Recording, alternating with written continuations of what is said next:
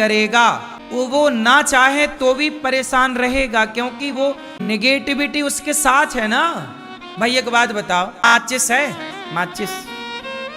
माचिस की तीली निकालो और जरा जलाओ, तो माचिस की तीली किसी और को बाद में जलाती है, माचिस की तीली स्वयं को पहले जलाती है। बात सही है कि गलत है?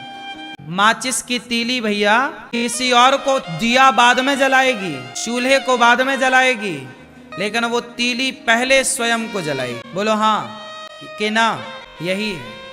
इससे सीख ये मिली कि जो दूसरे का बुरा करता है, दूसरे के बारे में बुरा सोचता है, उसका बुरा वो कब कर पाए ना कर, खुद का बुरा पहले कर लेता, खुद को पहले जला लेता। आप दूसरे को जला पाएंगे अलग विषय, कब जलाएंगे, कितना जलाएंगे, लेकिन स्वयं को पहले जला रहे हैं। ये निंदा और चुगली के साइड इफेक्ट।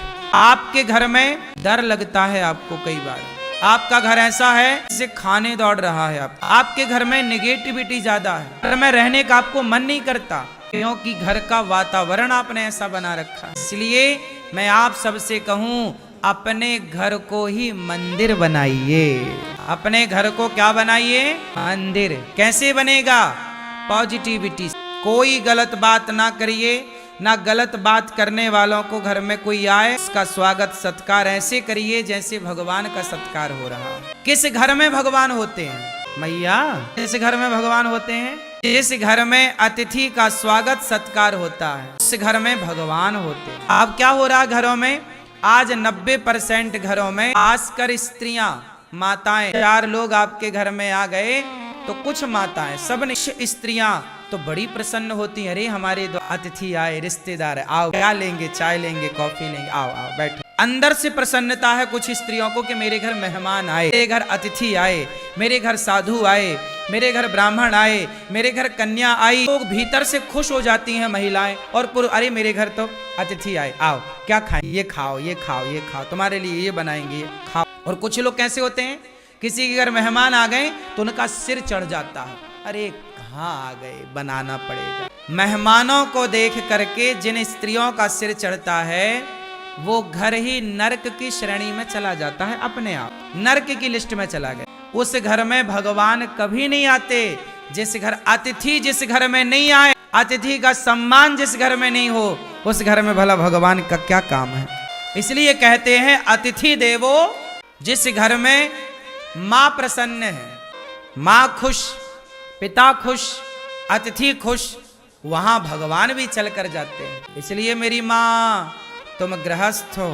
वो स्त्रियां अच्छी नहीं होती जो अतिथि को देखकर मुंह बनाती, वो स्त्रियां परम सौभाग्यशाली होती हैं। स्त्रियों से घर की शोभा होती है जो स्त्रियां अतिथि को देखकर प्रसन्न हो जाएं कि आज हमारे को भगवान ने सेवा करने का मौका दे दिया, किसी को आज भोजन बना के खिलाने का अवसर दिया। अपना तो तुम रोज खाती हो, रोज बनाती हो, लेकिन जो किसी और के लिए बनाए खिलाए, साधु, दीन दुखी, ब्राह्मण, कन्या, तब ना आपके घर में अतिथि के रूप में भगवान ना जाने किस रूप में नारायण मिल जाए। स्त्रियों को कैसा होना चाहिए, इसलिए मैंने आपको कथा सुनाई कई बार कि माता यशोदा पिछले जन्म में धरा थी। माता यशोदा पिछले जन्म में कौन थी? क्या नाम था उनका? धरा।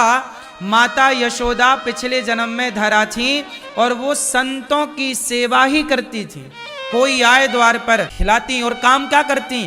जंगल की लकड़ियां काट। पति पत्नी दोनों, नंद बाबा और यशोदा पिछले जन्म में ये दोनों, और दोनों जंगल की लकड़ियां काट के बाजार में बेचते, जो पैसा मिल जाए तो द्वार पे कोई अतिथि आए तो खवाते। एक दिन इनके द्वार पर भगवान आ गए और भगवान के लिए इन्होंने, जब इनके घर में खाने का रोटी नहीं थी, किसी से मांगने चली गई कि पैसा उधार। उसने कहा कि तुम बड़ी सुंदर हो, बहुत अच्छी दिखती हो, यदि तुम अपने स्तन हमें दे दो तो हम स्तन लेकर के और फिर तुम्हें पैसे दे। मतलब वो आदमी चरित्र का खोटा था, माता धरा के चरित्र को चाह रहा था। पर माता धरा ने कहा कि तुझे मेरे स्तन चाहिए, तो माता धरा ने अपने शरीर, अपने चमड़े को काट दिया, स्तनों को काट दिया, काट कर दे दिया, और पैसे उतने लिए जितनी जरूरत थी। बाजार से सामान खरीद कर संतों को जब भोजन कराया, संतों ने कहा कि ये आपके शरीर से रक्त